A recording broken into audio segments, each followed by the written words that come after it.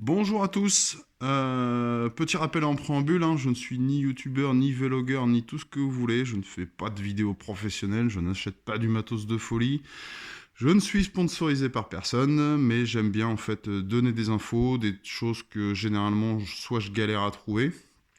Tout du moins en français, donc pour tous ceux qui parlent pas anglais c'est un peu compliqué.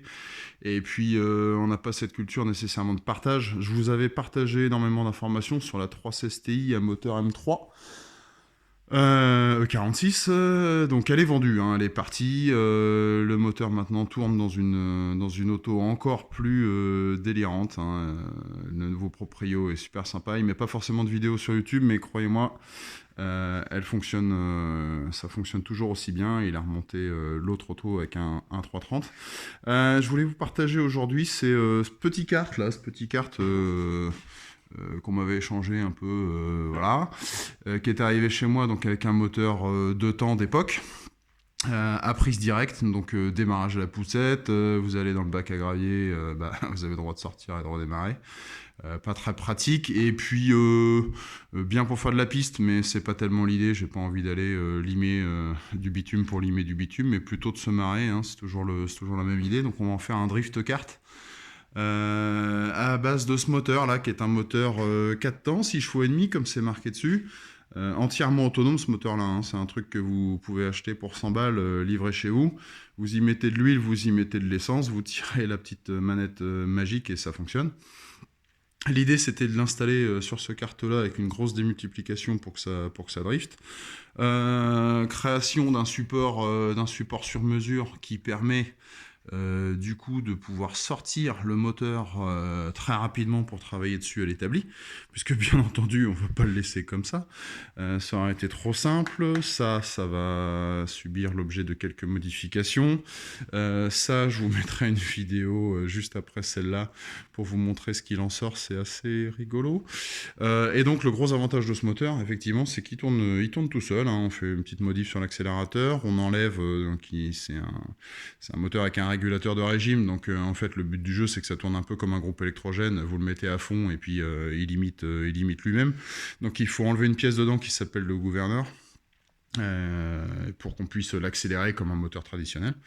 Il est muni, donc ça c'est a posteriori, hein, vous achetez les équipements pareils sur tous les sites chinois là qui vont bien. Une cloche d'embrayage centrifuge, donc ça vaut 25 euros, hein, faut pas trop s'embêter. Une petite chaîne en pâte doucette. Et puis là, c'est là où les modifs commencent à être assez marrantes, parce que le but du jeu c'était de garder la structure pour s'enquiquiner le moins possible.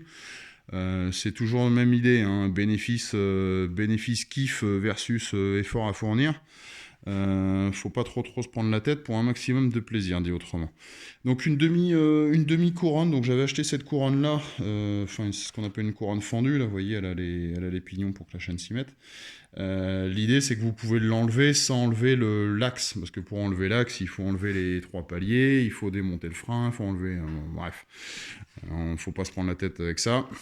Ça faisait une démultiplication qui était largement pas ouf, donc le but du jeu c'est pas de prendre 300 km/h en vitesse de pointe, mais bien de faire fumer les pneus. D'ailleurs il y aura une astuce, on en parlera tout à l'heure. L'idée là en fait c'est d'avoir du coup une couronne de 50 à vitesse, hein, Provenance Le Bon Coin, merci à Antoine. Et puis j'y ai soudé du coup la demi-couronne supérieure, celle-ci soudée directement à la grande, d'accord, avec des points et des cordons à l'envers. Et la couronne inférieure, en fait, celle-là, cette demi-coquille inférieure, elle est tenue du coup par les 2 vis ici, de la supérieure, et elle est tenue aussi par 2 vis sur la couronne. Donc on peut le voir, ça tourne parfaitement, il n'y a pas de faux rond, et tout est dans l'alignement. Le moteur, du coup, il est poussé ici avec ce petit tendeur qui était le tendeur d'origine que j'ai modifié du moteur en question. Et puis du coup vous avez des demi-coquilles, donc ça c'est pareil, c'est les demi-coquilles d'origine qui viennent se monter dessous, comme ça il est serré sur les bras. Donc le moteur se démonte, il se lance à la main, donc je pense que je vais tourner le lanceur pour qu'il soit moins près du pneu, et puis dans les prochaines modifs, le réservoir va sauter. au profit d'une petite pompe à essence carbu à dépression, et puis on utilisera le gros réservoir d'origine.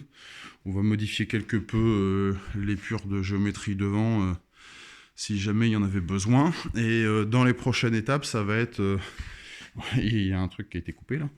Et l'autre extrémité, elle venait en fait là derrière la chaîne.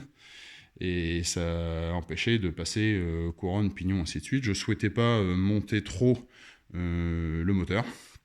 Je voulais qu'il soit le plus bas possible. Pour le centre de gravité, je trouve que c'est toujours un peu mieux. On va modifier ça qui justement maintenant tient dans le vent. Donc on va le retourner. L'idée en fait c'est de ressouder donc le morceau de tube qui a été coupé, celui-là.